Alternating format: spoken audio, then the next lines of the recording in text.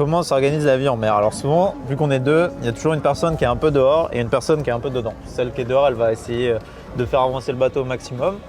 Et celle qui est dedans, elle va essayer de se reposer et essayer de vivre de façon à peu près normale. Hello Brut!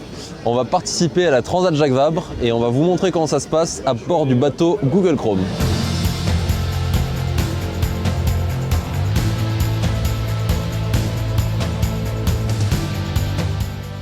Comment est-ce qu'on s'organise dans le bateau?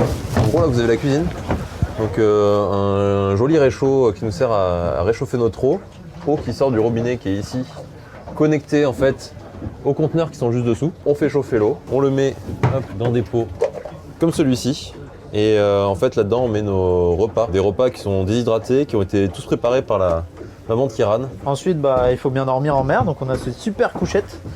Donc ça, il faut imaginer que le bateau il est tout le temps penché d'un côté ou de l'autre.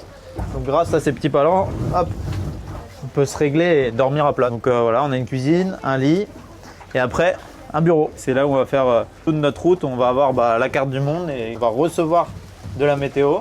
Et avec cette météo, on va pouvoir essayer de trouver la meilleure route possible.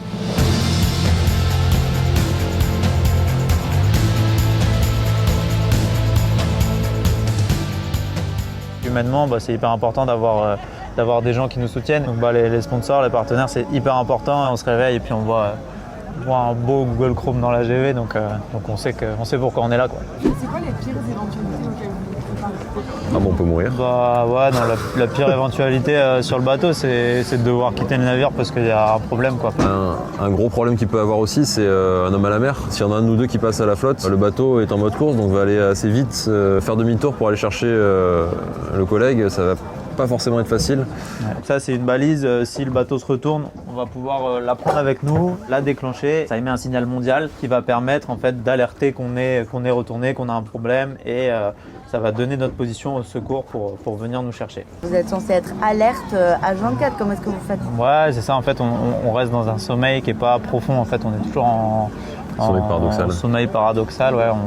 On a une oreille en fait qui écoute un peu tout ce qui se passe dehors et puis l'autre qui essaye de dormir, quoi. Globalement, le fait d'être en duo, ça nous permet de se reposer un peu sur l'autre et puis de se reposer un peu sur les émotions de l'autre.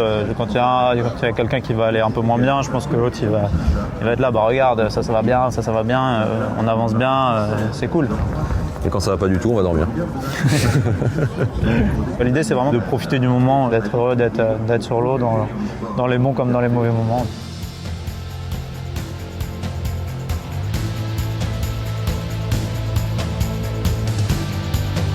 C'est bon pour nous, on est prêt à partir et à traverser l'Atlantique. Du coup, on se retrouve en Martinique quand on aura réussi à traverser et on vous parlera de tout ce qu'on aura vécu. À bientôt!